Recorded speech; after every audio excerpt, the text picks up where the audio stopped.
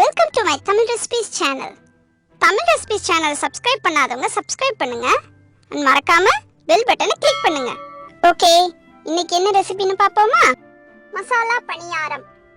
செய்ய தேவையான பொருட்கள்: பச்சரிசி 2 கப், உளுந்தம் பருப்பு 2 கப், உப்பு தேவையான அளவு, பச்சை மிளகாய் 8, சின்ன வெங்காயம் 1 கப் உரித்தது அல்லது பெரிய வெங்காயம் 4, கடுகு தாளிக்க, தேங்காய் துருவல் 1/2 கப், கருவேப்பிலை சிறிதளவு, எண்ணெய் தேவையான அளவு. எப்படி செய்யறதுன்னு பாப்போமா?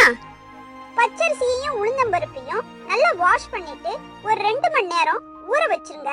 அது நல்லா ஊறினதும் தண்ணியை வடிச்சிட்டு நல்லா சாஃப்டா கெட்டியா அரைச்சி எடுத்து அது கூட உப்பு சேர்த்து நல்லா மிக்ஸ் பண்ணி வச்சுக்கோங்க. அதுக்கப்புறம் பச்சை மிளகாய், வெங்காயம், கருவேப்பிலை இது எல்லாத்தையும் நல்லா பொடியா கட் பண்ணி வச்சுக்கோங்க.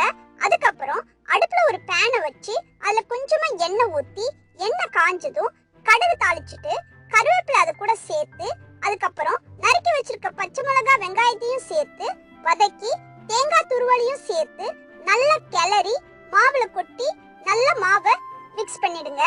அப்புறம் மாவு கெட்டியாவும் இருக்க கூடாது, தண்ணியாவும் இருக்க கூடாது, நல்லா மீடியம் கன்சிஸ்டன்சில இருக்கிற மாதிரி பாத்துக்கோங்க.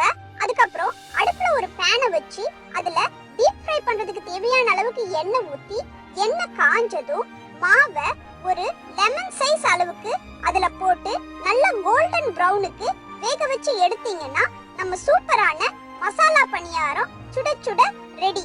இது சூடா தேங்காய் சட்னி கூட தேவாமிர்தம் மாதிரி இருக்குங்க. இந்த ரெசிபி உங்களுக்கு பிடிச்சிருக்கும்னு நம்புறேன். பாய் சொல்றதுக்கு முன்னாடி நம்ம தோஸ்து உங்களுக்கு ஒரு கிச்சன் டிப் சொல்றதுக்கு தயாரா இருக்கிறாரு. கேக்குறீங்களா? எல்லாருக்கும் வணக்கம். எங்க பார்த்தாலும் காய்ச்சல், எப்ப பார்த்தாலும் காய்ச்சல். காய்ச்சல் வந்ததுக்கு அப்புறம் எவ்வளவு டேப்லெட்ஸ் முழுங்குறோம். அதுக்கு பதிலா காய்ச்சல் வர்ற மாதிரி இருக்கிறப்பவே துளசி கூட சுக்கு தட்டி போட்டு கஷாயம் வச்சு குடிச்சா காய்ச்சல் வர்றத அது தடுக்க ரொம்ப ஹெல்ப் பண்ணும். Thanks for watching this video friends. நாளைக்கு இன்னொரு ரெசிபியோட உங்களை சந்திக்கிறேன்.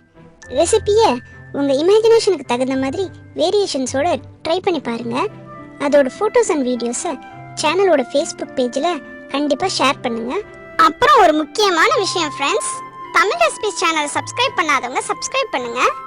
மறக்காம பெல் பட்டனை கிளிக் பண்ணுங்க. சரியா? ஓகே, பாய்.